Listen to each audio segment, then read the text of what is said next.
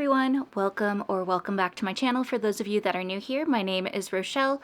I read a variety of books and I also have a disability. And today what we're going to do is actually open some publisher book mail together. I have been really behind on going through a lot of the book mail that I've been receiving from different publishing influencer programs that I'm a part of, so I thought it would be really fun to go and open them together. I have at least 7 packages and, to be honest, have no idea what books I have.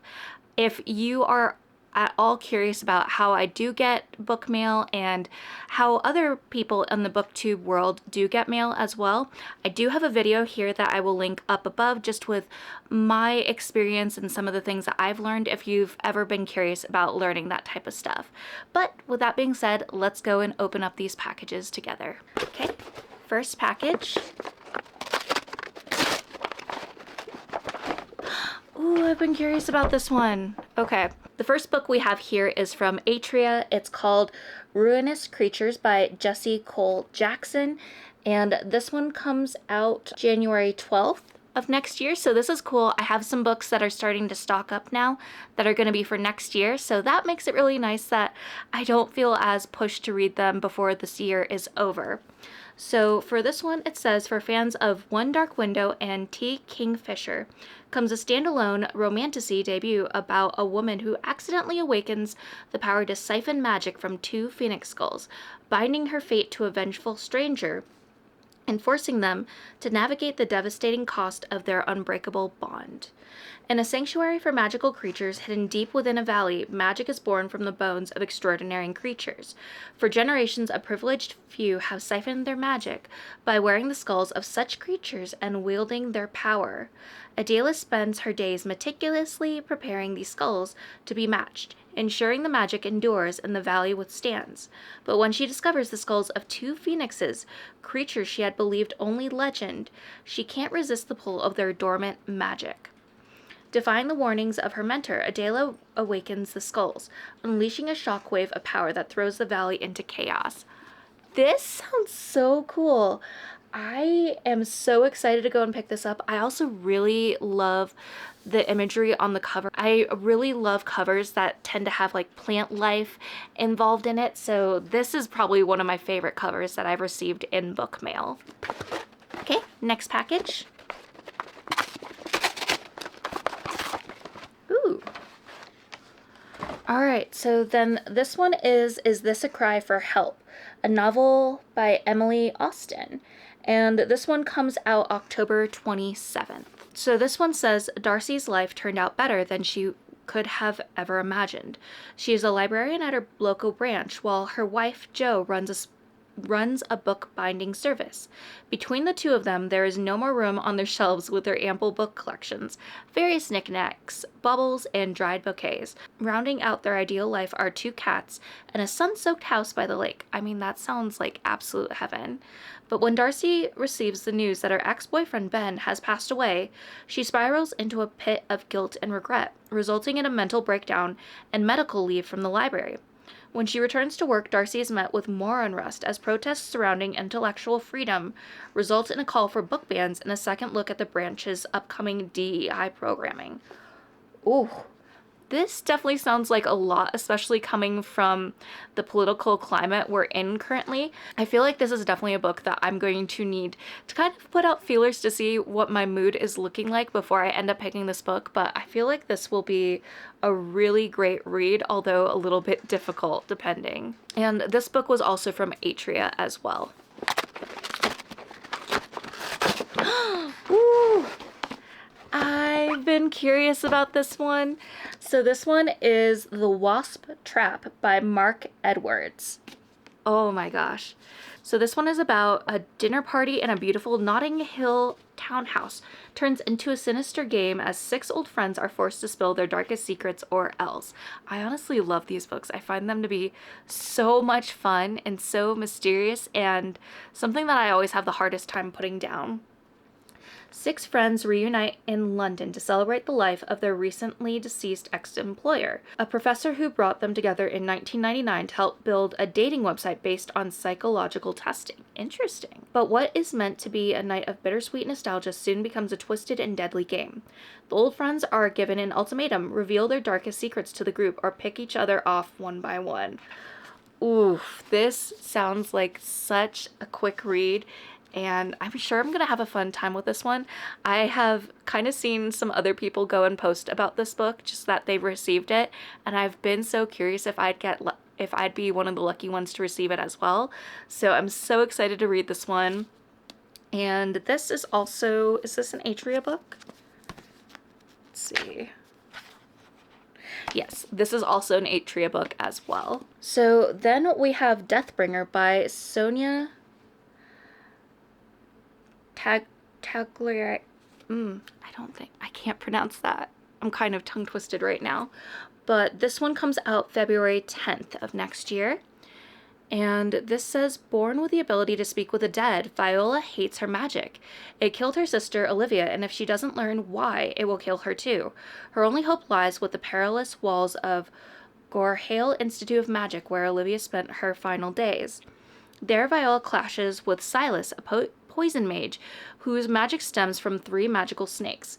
Immortal, tormented, and reckless, Silas is tethered to a life he never asked for, and haunted by guilt for his father's death. His hatred for death mages runs deep, and he's determined to keep Viola at a distance.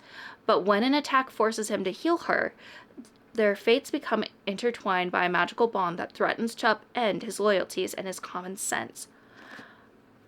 I'm really excited for this one too. So this is also a book from Atria.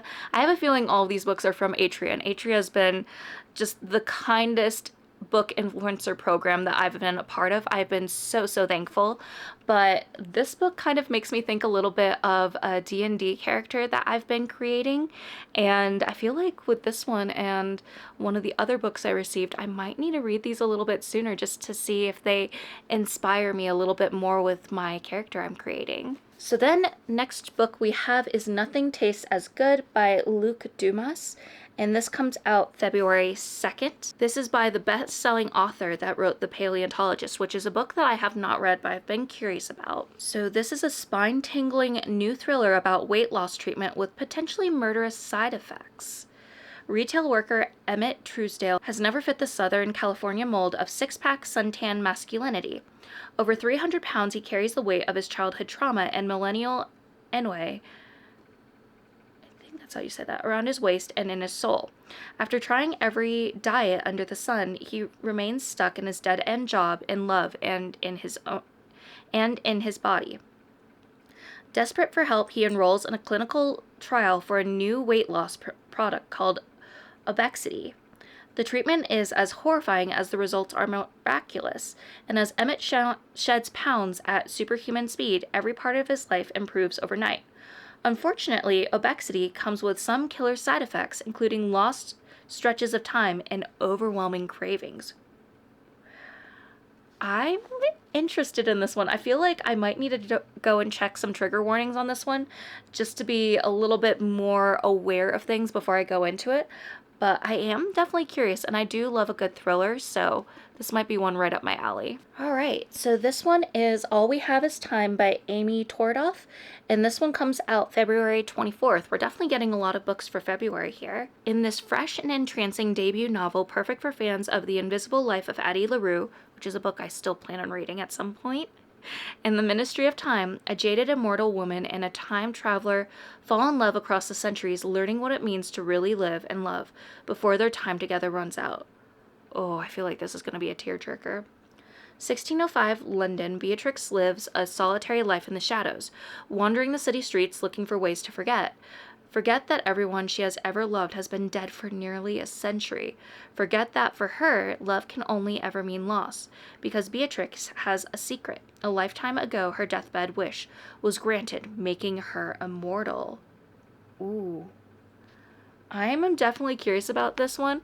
It feels a little bit more on the chunky side, but yeah, I feel like I might really love curling up with this book maybe when it gets more cold out and it's wintry and snowing and I just want to curl up with a cozy book. I feel like this would be the perfect one for that situation. All right, and then last book. Okay, and so now we have a hardcover book, and this one is also Atria, so it's Keep This For Me by Jennifer Fawcett. In this exhilarating and atmospheric suspense novel, a woman attempts to uncover the connection between a notorious serial killer and her mother's disappearance, a mystery that spanned generations and returned to haunt her once again. One hot August night in 1993, a young couple went to a party. When their car broke down, they were picked up by a truck driver who attacked the man and abducted the woman. She was never seen again. That woman was Fiona Green's mother. When the trucker Eddie Ward is caught, a mass grave of bodies is discovered in his backyard, but Fiona's mother isn't there. 30 years later, on his prison deathbed, Eddie insists that he didn't kill her, so Fiona finds herself back in a small town where her mother disappeared. Ooh. This definitely sounds like a really fun read as well. I've definitely been in the mood for more horror and thriller books, especially after the last book that I read in September. So this might be a book that I have to go and pick up because that's just kind of in the mood that I'm in right now, is to read books like this. But yeah, I'm definitely excited for all of these books. I kind of feel a little bit more drawn to pick up either Deathbringer or Ruinous Creatures, just because I am creating a D&D character that feels like it would be perfect to read these books and kind of get inspired for. But honestly, any of these books that I have, I'm very excited to pick up. So thank you so much, Atria, for sending me over these books. I am so thankful and can't wait to read every single one of these. As I said in the beginning of the video, if you're curious how I got these books via book mail or how other booktubers, bookstagrammers get books, I do have a video and I'll link it down below in the description as well as putting it up here. But that will go and help give you a little bit more information where I share my experience for how I'm able to get books. But I'm so incredibly thankful to be a part of the book programs that I'm in and just getting so many amazing books that weren't on my radar initially. So I'm excited to read these and talk about them here on this channel. If you're ever wanting to know about any of these books or any others that I talk about, please consider maybe going and subscribing, also leaving a like. It definitely means the world to me. And if you made it to this point in the video and you don't know what to comment, maybe leave a stack of books just for the book mail that we open together. And as always, I want to remind you all that you're worthy and capable of amazing things. Bye.